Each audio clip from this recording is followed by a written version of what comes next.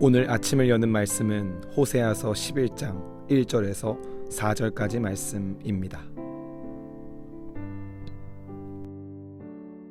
이스라엘이 어렸을 때에 내가 사랑하여 내 아들을 애굽에서 불러냈거늘 선지자들이 그들을 부를수록 그들은 점점 멀리하고 바알들에게 제사하며 아로새긴 우상 앞에서 분향하였느니라. 그러나 내가 에브라임에게 걸음을 가르치고 내 팔로 안았음에도 내가 그들을 고치는 줄을 그들은 알지 못하였도다. 내가 사람의 줄 곧 사랑의 줄로 그들을 이끌었고 그들에게 대하여 그 목에서 멍에를 벗기는 자 같이 되었으며 그들 앞에 먹을 것을 두었노라. 호세아서 11장 말씀은 하나님과 이스라엘 사이의 관계를 부모와 자녀의 관계를 비유하며 설명하고 있습니다. 특히 지난 이스라엘의 역사 속에서 하나님이 어떻게 이스라엘 백성들을 사랑하셨는지를 말씀하시며 이스라엘 백성들이 죄악에서 돌이키기를 갈망하고 있습니다. 이스라엘 역사에 있어서 출애굽 사건은 절대로 빼놓을 수 없는 가장 중요한 사건입니다.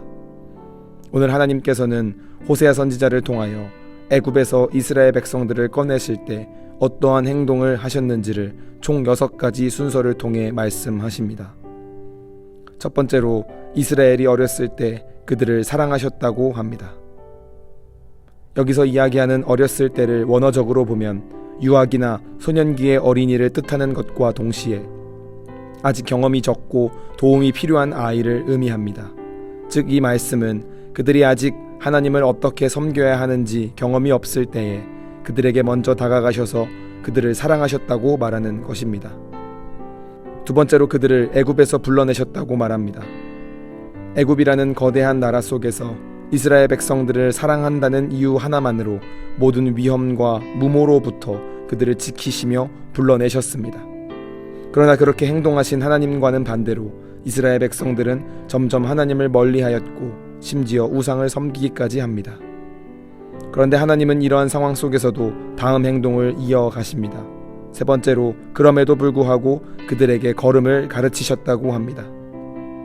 제대로 걷지 못하고 다른 길로 걷고 방황하는 이스라엘 백성들을 내치시지 않고 그들이 올바른 길을 걸을 수 있도록 가르치셨습니다. 나아가 네 번째로 그들을 안으셨다고 말합니다. 그들이 하나님을 멀리 떠나 살아가다 이리 치이고 저리 치이며 상처가 났지만 그들을 품에 안으시며 용서하셨고 그들을 고치셨습니다. 그러나 이스라엘 백성들은 하나님의 그러한 사랑을 알지 못하였고 하나님으로부터 멀어졌습니다.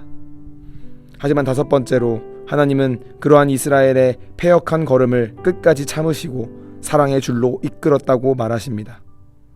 하나님은 이스라엘 백성들을 진심으로 사랑하셨기에 그들의 엇나간 생활을 보시고도 끝까지 사랑으로 인내하시며 이끌어 가셨다는 것입니다.